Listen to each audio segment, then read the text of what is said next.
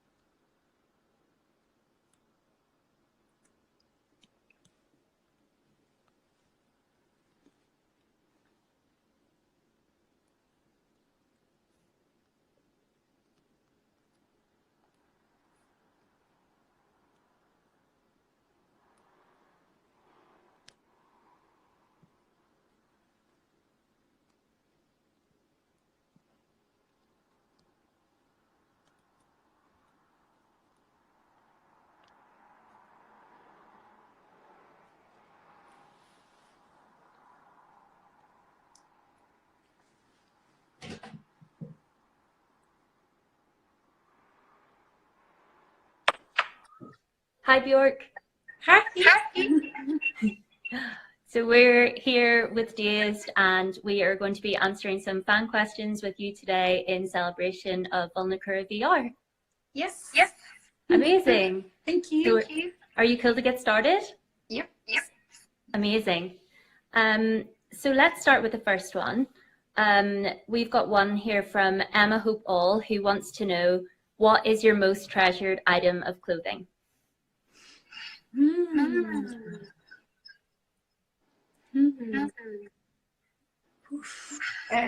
It's been quite a lot. Maybe my mountain boots. Because they actually end up being a really long time. And when you see new ones, my old one after really long time. You actually spend a long time trying them on and picking the right one. It's gonna have for a really long time. What do they look like? I kind of like those really old school ones. As much as I like all things techno, I like my to be old school. Cool. So we have another question from Taylor_WD, who wants to know, when are you at your most content? Probably out in nature, like hiking with friends, light a bonfire, and cook.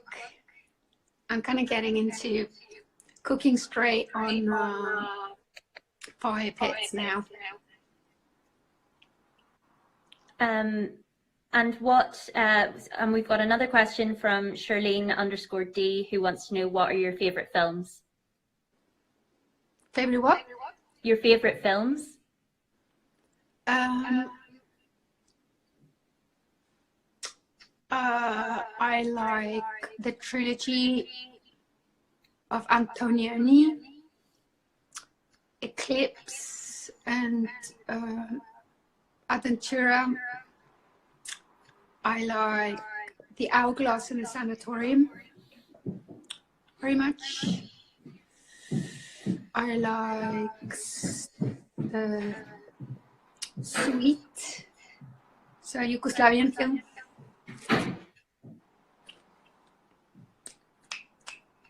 We're getting a lot of we're getting a lot of messages about the audio. So let's see if we can get that fixed. Just one moment.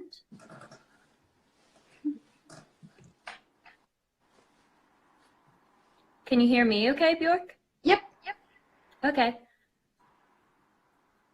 I wonder, is that better for everyone else?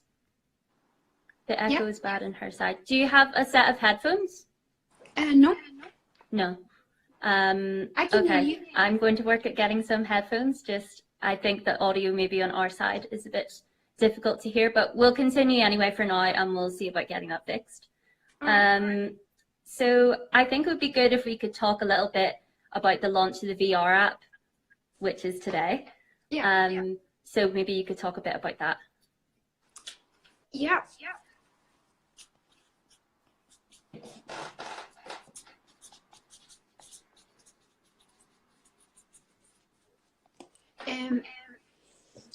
I think I'm just really excited about the fact that we can actually release this, because when we started this, I mean, it's like almost 4 or 5 years ago, there was really no way of telling like how we could share it.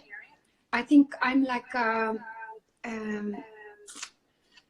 I guess maybe, I don't know, maybe it's coming from Iceland. I'm just we don't really have class systems here, and we have like, my dad was a union leader. So I really like this kind of, the fact that you can share stuff. So that was actually the sort of biggest challenge through this whole thing, was trying to figure out how we could, that this wasn't too esoteric, that this was something we could share.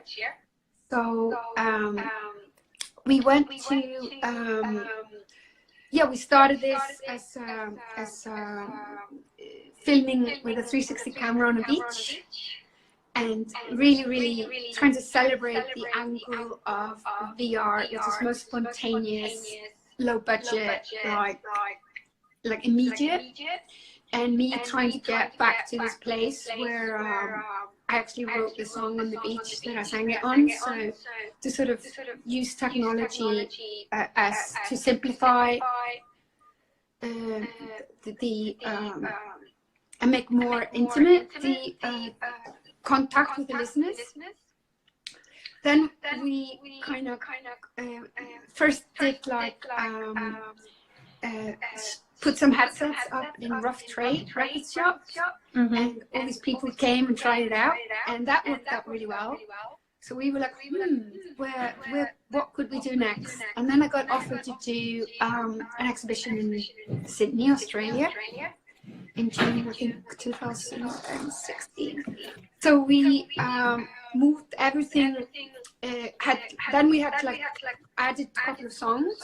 So everything was like very baby stepping, just seeing how everything would change in the climate and what formats, and was it going to be shared by, you know, very expensive headsets, or was it going to be like on the phones? Or at one point there were like cardboard glasses that people could fold. A project we did with New York Times, and it basically, it's gone through these 5 years, it's gone through every step.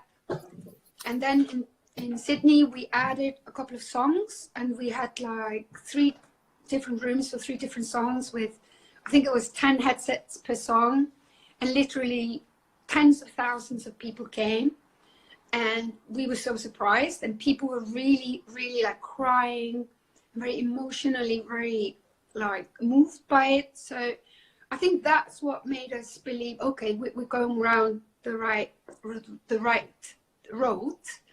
And then we kind of saw, okay, I was like so excited about the 360 sound that I would make everything like move in circles in the headphones, like the strings and the voice, and then that was just making people really like seasick. So I like learned the hard way, also with the visuals, because they were making some people feeling a bit nauseous. So I think then I made the sound more like everything stayed in the same place except one thing, different thing for each song would move and do very intentional movements. And then we moved to Tokyo, where that was our third city, and we would where we did a collaboration with Mirakam, the Museum of Technology, and we had already worked with them really well with biophilia, where they did educational courses for kids with us. So they were amazing, and we ended up, they wanted to really do things that never been done before. So we ended up like doing live streaming with augmented reality, and with adding on top of the first 360 live performance in front of an audience. So, and I had like a 3D printed mask by Iris, sorry, I'm mixing the names up here, Neri Oxman. And that was like captured. So that was really exciting. I'm quite pumped because I sang live. And then we learned from that, okay, what can go better? And then we moved to the next thing. And I think the next place was Montreal. I could get it wrong. But we've been to 17 cities now. And we've always learned, added one song every other city or so, and adapted the VR to how the people reacted. And then we were really, really excited when finally in late 2019, and it's looking like before Christmas, we can release it on a PlayStation. Amazing. And so it can be accessible for people who have PlayStation. So so it's been that was something we didn't even know if that would happen eventually. So I'm very excited to do that. And has accessibility always been an important marker whenever you're thinking about virtual reality and what it can do to elevate your music? Maybe not literally accessibility, but more the fact that every format has its limitations. I think a vinyl has its limitation. You know, in the 60s, there was like 45 minutes, and then you have to walk to the record player, turn the record around, and it's another 45 minutes. And I think first that was really limiting to musicians, but then they made that into a good thing. And we had 70s, the era of the concept album, when everybody just took it into something with more weight or emotional weight.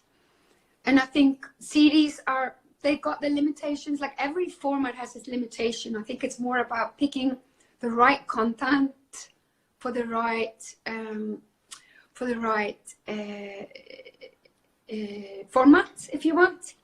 So I think also I was strangely enough inspired by the bank crash in Iceland, because then I took like half a year off and was just working on environmental issues in Iceland, and then trying to convince people not to make aluminum smelters.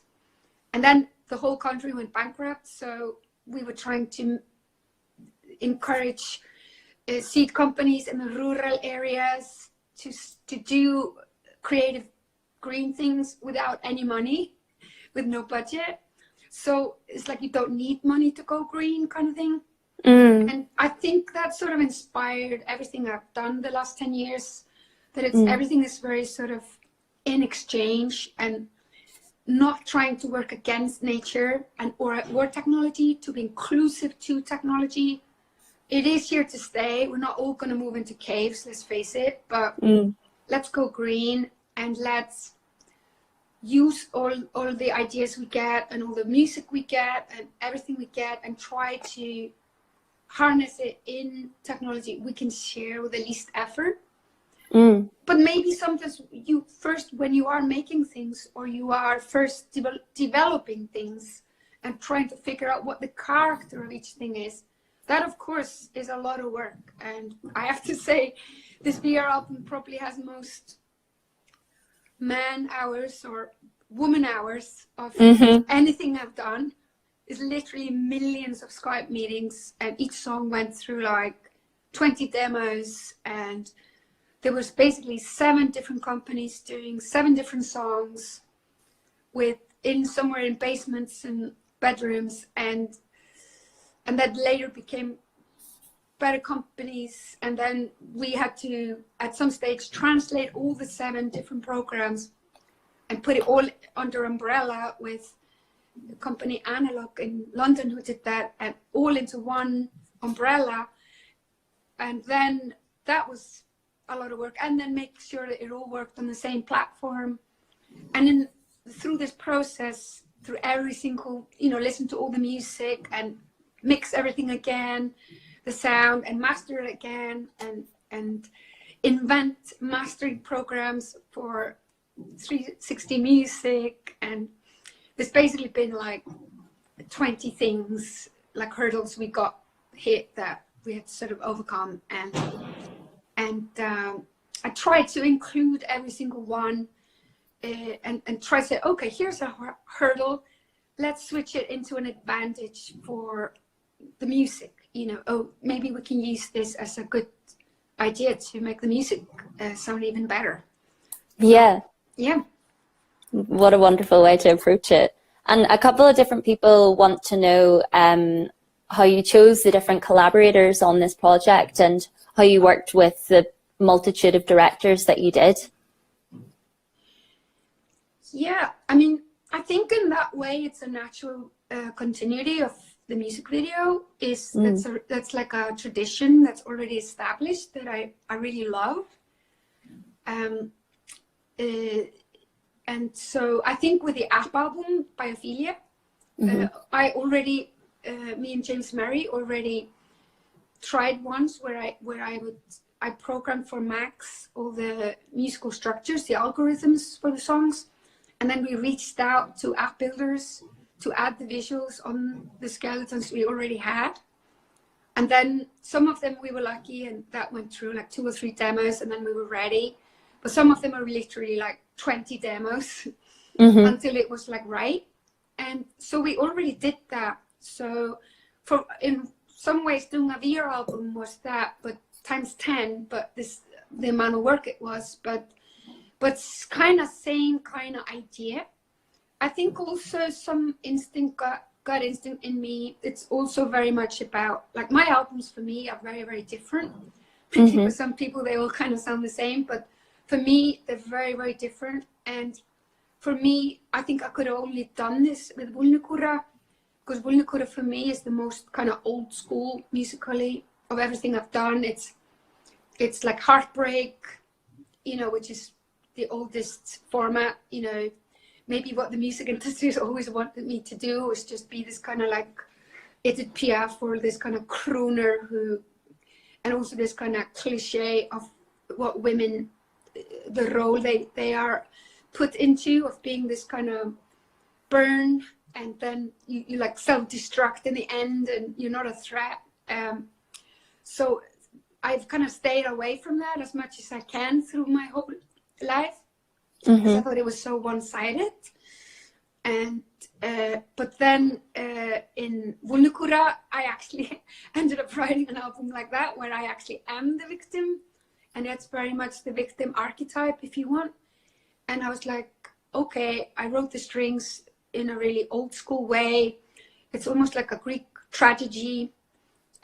So I had an album that was really, and it was the only album I had which had the chronology. I wrote the first song before the heartbreak, and then during the heartbreak, and then other songs after the heartbreaks. And then I actually had the album is in the same chronology. So I actually had my only album that actually had a narrative like that. So I thought, okay, I actually have something that has like a narrative and has meat and bones. So I can actually attach to it something as esoteric as a VR content that still hasn't even been made, because I felt confident with this. I already had a emotional structure that sort of made sense to me, and I understand it better. It's actually interesting that I'm releasing this now after I've done Utopia and then Cornucopia, which is the live version of Utopia. Because for me, Utopia is very esoteric music. It has no but it's just a lot of flutes and synths and very like a kite in the sky. But the theatrical presentation we're doing is the opposite. It's giving it body. So we have like 14 screens and 7-meter long organ pipes and a reverb chamber on stage and a 50-piece chorus.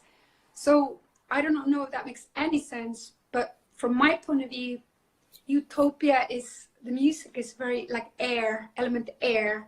And the execution of the live show is very live flesh. And Wulukur is the opposite, where the music is very live and flesh and very earthy, but the visual execution, the VR, is the opposite. That's very air. So, does that make sense? And I think that's why Wulukura could kind of take it and was like a natural fit to VR. We've got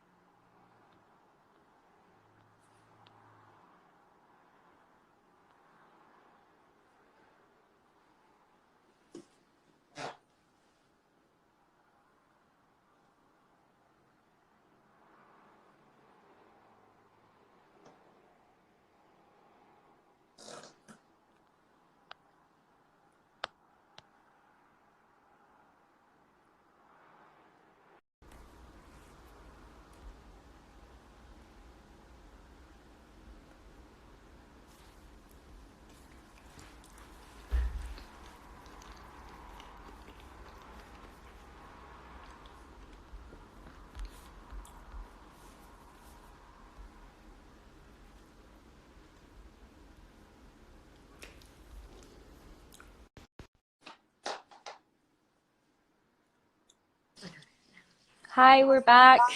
Hi. Sorry about technical difficulties. Yeah, it's okay. So let's get back into the questions. Right.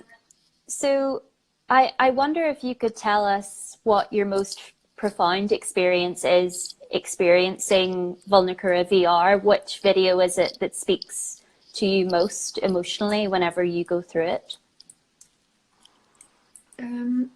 Well, I think for me, maybe by design, family is that song, because I think there are songs on Vulnicura, like for example, Black Lake or Lion Song, where there's a lot of work or craft. Most of it lies in the string arrangements and it's and the melody. So the music kind of carries the structure, if you want. So I wanted the visuals to that to be more like a film that accompanies that. But with family, it was almost the other way around, where the music was more atmospheric and music was more almost like a soundtrack or an ambient song, to the sort of story that happens through the whole album.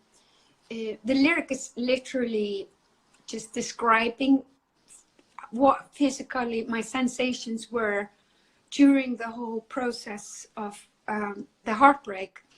And I think I was trying to tap into something universal there, because I feel as long as mankind has existed, they've spoken about heartbreaks and they put their hand on their hearts and, oh, my heart broke, which obviously doesn't make any sense.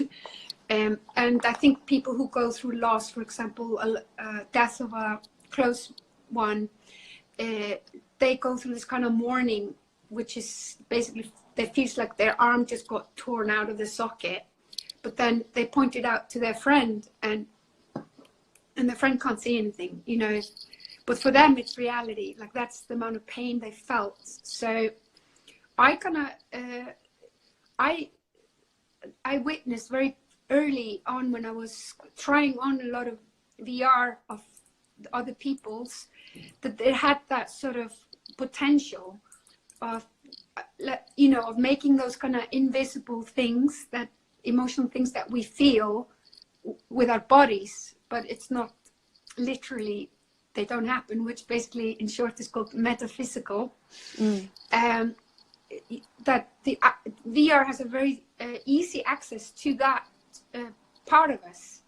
So for me, basically the way I experienced my heartbreak was that I had a big wound in my chest, and then I was sewing that, and then I kind of did this kind of back bend, almost like a yoga pose called the bridge, and then all the blood in my veins wasn't blood, but it was black lead, because of all the sorrow, and that kind of hardened into this kind of sculpture, which was me doing a back bend.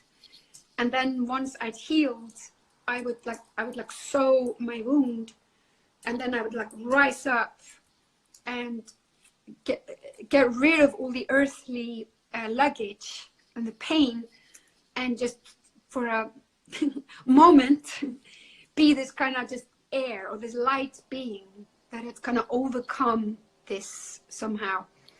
And well, only for a minute, until the next morning. No, just kidding. But it's just, but I feel like this is the sort of transformation people go through normally in sorrow, or on serious mourning. So family, lyrically, is basically just describing this. So it's literally, and this is something I did with Auntie Thomas Huang, and we spoke about it in great detail for 2 years before we did this. And it was good because, like I told you, in each city we would learn more about how the audience reacted, and what was effective and what didn't work at all.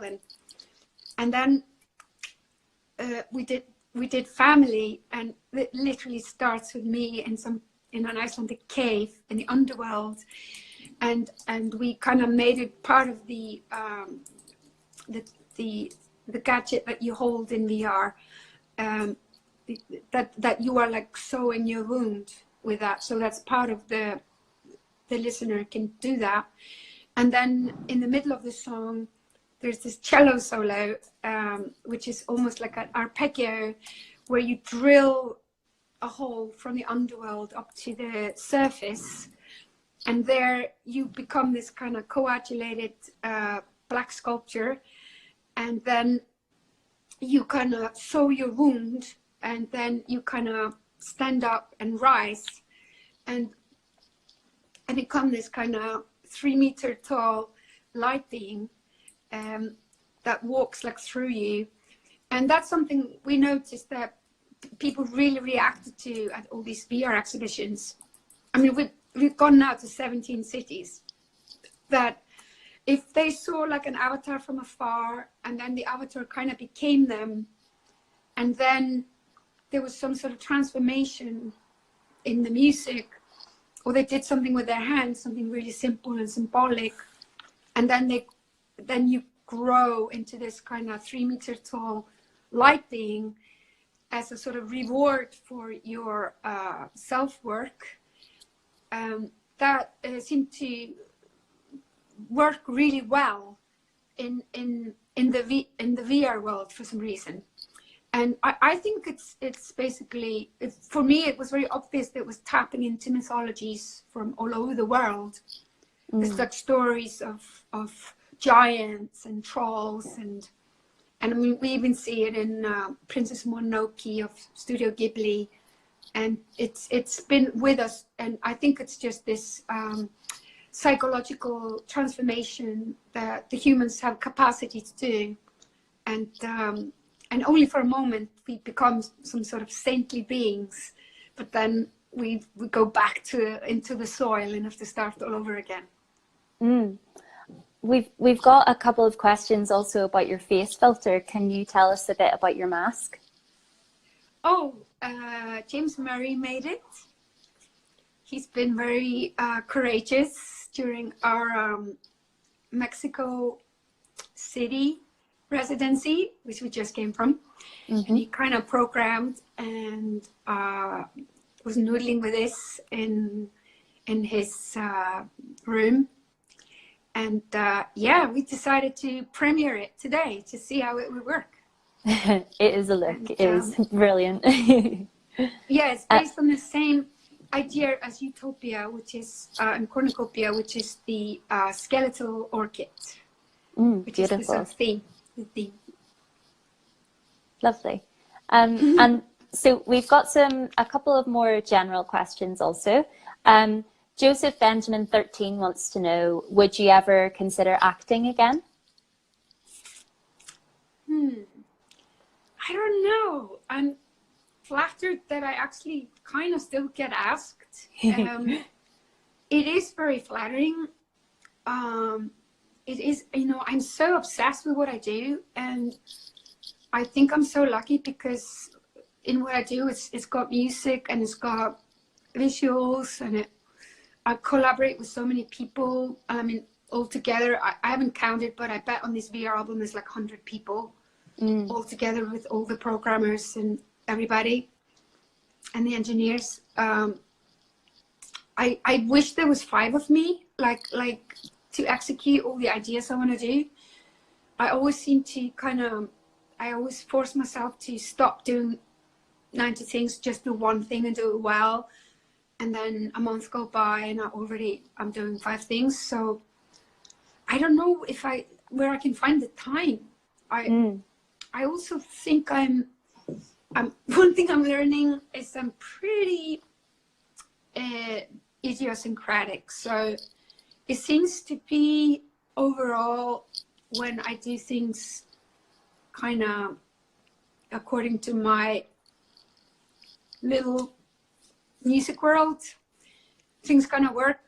But I'm not sure when I go on visits. I think also my flexibility was much in better shape when because I was in bands for 10 years. That's a long time. And then I really loved that, you know, just being part of like a 6 people, everybody throw ideas in a pot and let's do shit together, and working like that. And I feel like I've sort of paid my dues in those situations, but I don't know, never say never. You just never know. Yeah. I think the world wishes there were 5 of you, but there can only be one. And another question that we have getting asked a lot, this one's from Nudie Knox, is are you working on a new album, or what new music are you working on?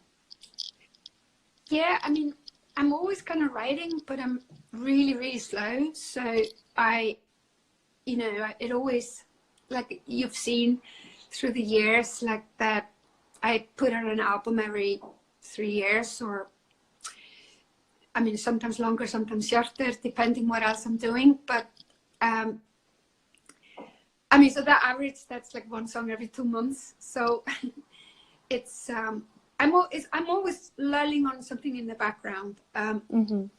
But I'm really careful that the first year or two, I don't really want to describe it or make it into a visual thing, or I just want it to be really, really like mysterious. And I try not to let the part of my brain, the more sort of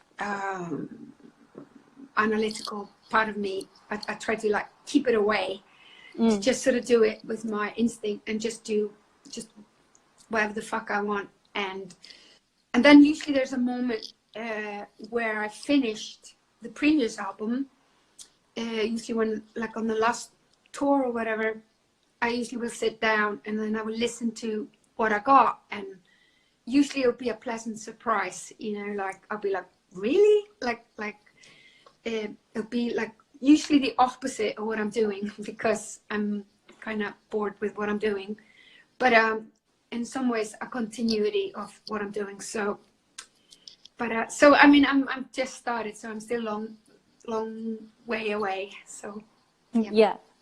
And just a final question then from us. Are you going to continue experimenting with VR, and will that translate in any way to your live shows or 360 sound at all? Yeah, I mean, you could say that my shows are a continuity of VR, because I think that was sort of the reason why I went on this extreme journey and did an album that was very, like I call it, airy, like made out of flutes and very sort of virtual, if you want. Utopia for me was almost like virtual sounding, like it didn't have mud or bones or rocks and cliffs. It was very air. And then do the opposite in the execution. So the live show, it is basically based on some of the same programs we had to invent in 360 sound mastering from the VR that we discovered, and I'm working on it with some of the same team. So we ended up working, I set up in a lighthouse here in Iceland with 15 speakers in a circle, and I mixed, it took me 2 months, the cornucopia, the live sound. I placed a lot of the sounds are kind of flying around you, and the flutes and the beats and the things. And we made programs that we can still play live, and then it will still make those particular movements. So very, so that is definitely, for me, doing VR album was very much like a journey into the underworld of virtual reality. But I also wanted to come out with goods that I could share in the real world with oxygen and shit, you know. So that's kind of why we kind of ended up in cornucopia with like 14 screens and 7-meter long organ pipes and 50-piece chorus and reverb chamber, which was done with an acoustician to kind of get a natural reverb on stage, so it's not artificial. So I think for me, cornucopia is basically a live version of VR. It's like a continuity, if that makes any sense. And for me, it's a good question. Am I going to continue to do VR? I think in my brain, it's 360. It's like, and that can be so many things. You know, that can be a gaming device, sitting in a church with a choir standing in circle around you. Being on a beach singing Stone Milker. It's I think I'm thinking more about it as 360, and not being stuck in the gadgets we had in the 70s, the vinyl, or the gadget we had in the 80s and 90s, the CD, and the aesthetic that came with that, but adapting with the gadgets we have in 2019, and try to make it effortless and natural. And hopefully I've got so far to go, and we all do, but we're going to do our best to try to make it green, you know, to have solar powered, electric, run by electricity, to, you know, have a studio in the mountains, and maybe we can share live performances, and we don't have to go on airplanes around the world and destroy the oxygen for the planet.